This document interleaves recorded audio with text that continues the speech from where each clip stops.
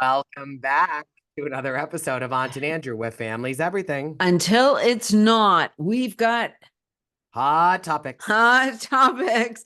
I'm going to tell you the Housewives and Bravo World. I shouldn't just say Housewives because there's so much more than just Housewives Oh, that yeah. have the hot topics, but Bravo World just always has reality. And this Lots of week, stuff happening. Brandi Glenn. and Glanville, I have trouble with that. I always call her Granville. Is coming out. She's denying that she outed Caroline Manzo, that Caroline is a closet old lesbian. She And said, then she brought it to the surface instead of yes, letting the viewers make their own opinions. yes, and that is why Caroline came on Brandi so hard when they were at the Ultimate Girls Trip, because Brandi said it would not be good for Caroline's brand if people knew she Image. was an image, if she was really a closeted lesbian. So Meanwhile, her brother-in-law is shaking down her sister's fiance, and that's I know. great for the brand. It's so funny. I mean, you can't make this stuff up. Either like Brandy is very creative and that's amazing, or Caroline is really dumb and thinks that people care more about in central New Jersey at a hospitality venue that Mhm. people care that, you do Edward scissor kicks with women more than your husband's business partner shaking down your sister's fiance. I think that people would be a little bit more nervous and scared about the latter than your hoo-ha. Yeah, yeah. And I mean, but I gotta give it to Brandi because Yeah. she's talking out of school, so to speak, Oh yeah, and she's got better be careful. Because you I never love know it. what those Manzos will do to you. Exactly. And Tommy's proof. I mean, okay, a kind of sad news is sad news, but Allie Shapiro, Jill Oh yes, very Zarin's sad. daughter, broke up with her fiance. But here's the thing.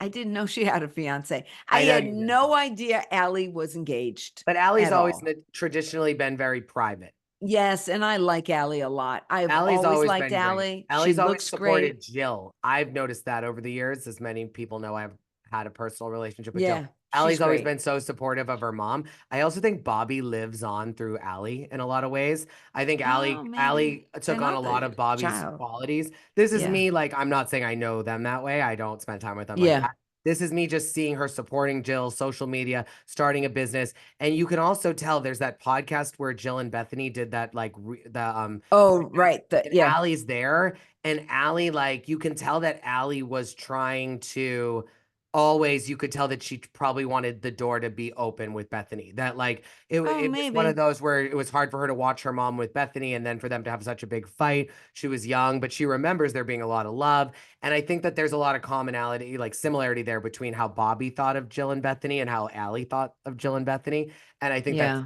for Jill. But Jill also, shocking, put out a statement about it. But I have to say, I think it was one of the better moves Jill's ever made because, like, Allie doesn't deserve to have people asking about what happened. Because most likely Yeah. what happened is that they just realized it wasn't the best I decision. wasn't going to And work. And thank so why goodness get married? Jill, Yeah. who's been divorced with Allie's father, Mm. knows the feeling. And hopefully, maybe his family has people that were in his ear. And maybe it was a good Yeah. thing for them. And who knows? Yeah. Maybe they get back together or maybe she falls in love with someone else. And it wasn't meant to be. If it doesn't Exactly. happen, it doesn't meant to be. But Now, Andrew brought up to me that there are still 2 hour waits to get a sandwich. It's something about her. oh, yeah. Yeah, of course. So I People went on lines and out the looked, door. and it right now has a rating of 4.3 out of 5, which is pretty good for a sandwich How much shop. do you think of that is inflated because of the novelty part of it?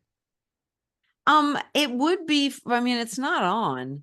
I mean, the longer it goes, No, but like, do you think people are really enjoying the sandwiches? Like, because if you live in the area and you just want a good sandwich, you can go anywhere. you're not going to something about her because you Well, don't want to wait in maybe, that line. well, it can't just all be tourists. I think a lot of them are people that like want to see someone from the show, want to see Oh, and they're Ariana, want hoping to to see Katie's see. mom, like Kind want of to see like kind of like when I went to Villa Blanca and people go to Sir and to what was the other one? Pump? Pump, but also Yeah. like, have we asked about what's the wait for takeout? Or is it getting a table? Oh, I don't know. But I did go and look at Schwartz and Sandy's, and their rating's only 2.9, but they are open today at 5 o'clock. And everybody says, I don't know why this place gets as bad of reviews as it does, because it's really good. And I had a great time here. It's Schwartz and Sandy's, and the food was good.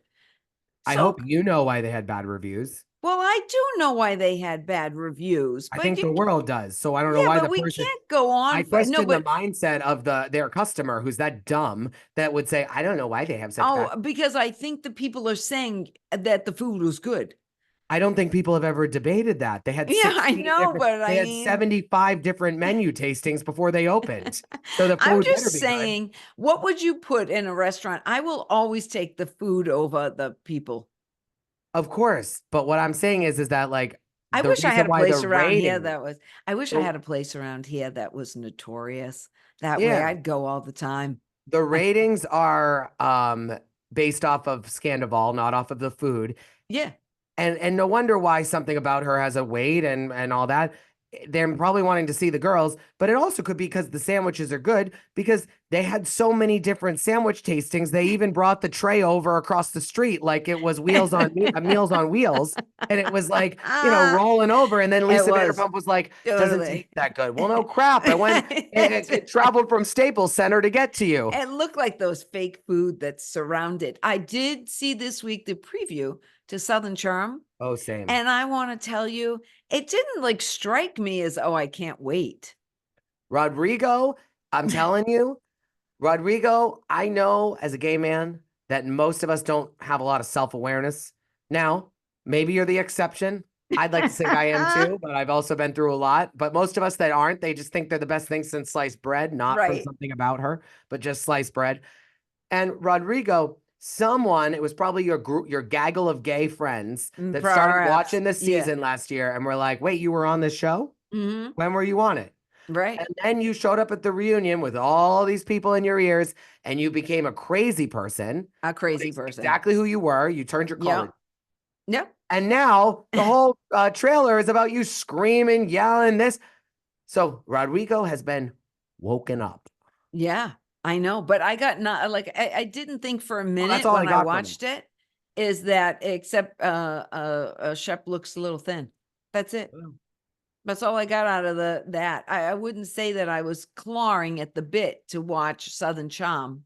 No. But I am OC. I'm Beverly Hills. Beverly Hills. I Beverly can't Hills. wait to see Beverly Hills. Well, I am going to finish today with a special breakdown because we have something happening next week. We don't talk about it, not Yeah, this we don't talk podcast, about it. No, this is but we all know. So I am counting down our top 5 Bravo political intersecting moments yes.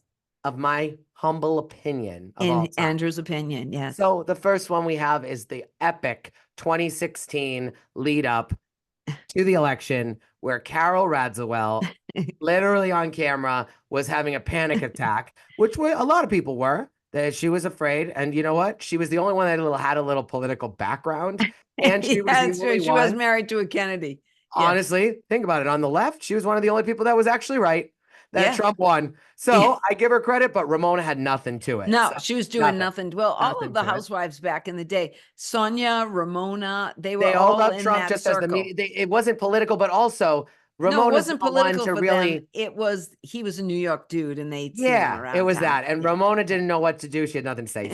My number 4 is, of course, when Vicky said what we were all thinking, finally, when they were trying to squash the beef at BravoCon between her and Teddy Mellencamp, and everyone thought that it only had to do with Tamra Judge. And it didn't when Vicky said, it was because you wanted to know where I was on January 6th. And then Teddy had no answer there. So then what did she go to?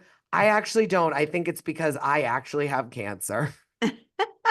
Which was nasty. Number it was 3 horrible. was when the representative Robert Garcia of California, in an epic resurfacing, said in the middle of him talking about God knows what, said, we have receipts, proof, timeline, and screenshots that it was incorrect. And it was epic. In Congress, in the United States about Capitol. whatever he was spewing around politics. This is not about what you believe.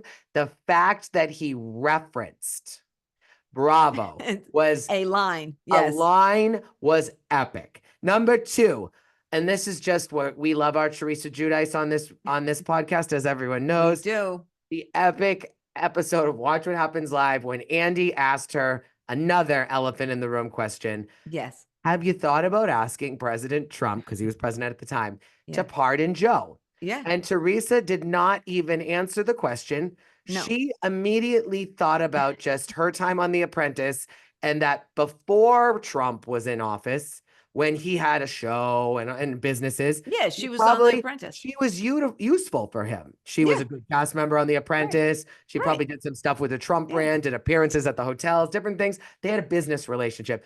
She just in traditional Teresa fashion decided that she was going to forget that he was the most powerful man in the world at the time and leading the most powerful country in the world at the time. Right. And says, well, he should call me. We can talk about it. And Andy then says, Teresa, I think you may have to call him. Him.